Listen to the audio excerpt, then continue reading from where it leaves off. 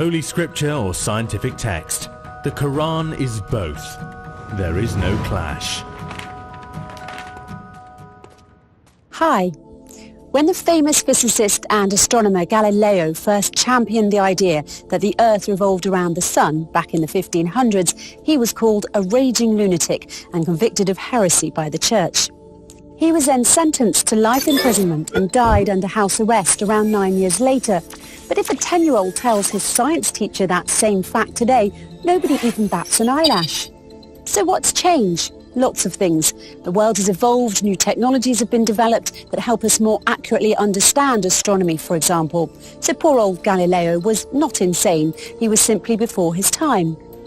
Luckily, scientists today have more advanced tools and gadgets that can help them avoid meeting the same fate as Galileo, but sometimes their claims still make us do a double take when we first hear about them, especially if we don't have a background in science and physics. Let's look at an example, shall we?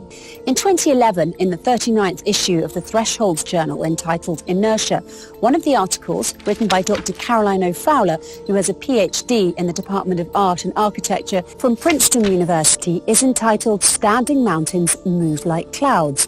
In this article, Dr. Fowler offers her reflections on inertia using the artwork of a famous painter called Abraham Bloemaert. She begins by describing the concept of inertia as defined by Sir Isaac Newton's first law of motion, namely that a body will persist through force in a state of either rest or motion until moved by another body. She then goes on to shower her praises on the painter for his ability to express this rather abstract concept of inertia with only the stroke of his paintbrush in a single picture. In her conclusion, Dr. Fowler further draws attention to the fact that Bloemaert moved towards an understanding of movement, which is not about setting things into motion through a violent force, but instead suggests the notion that the world may already be in movement, and like the mountains that move like clouds, movement and rest are two different, but ontologically equal states. It is impressive when art is able to depict scientific notions in a straightforward way. But long before Bloemaert, Newton or Galileo himself, it was the Quran that presented the understanding of force and movement as a relational concept.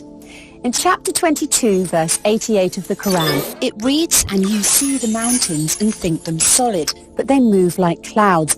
It is God's technique which has established everything perfectly." Centuries ago, God told us that he created the world following the laws of inertia. It is science that is just now catching up. So who says science and religion have to be at odds? In the Quran, science and religion are twin sisters, and I don't mean the type of twins that keep saying they're identical when everyone really knows they're fraternal. The Quran contains many passages that were not understood by scientists, let alone regular people, until recently, and some that science still has not fully deciphered. But this should come as no surprise. In fact, the Quran itself tells us that this will happen when it says, "And these similes we put forward for mankind, but none will understand them except those who have knowledge." Let's look at that word a little closer now, simile. It's very fitting that the Quran should use that word, seeing as how the book itself often uses similes and analogies to help explain things that might otherwise seem abstract or unrelated to us.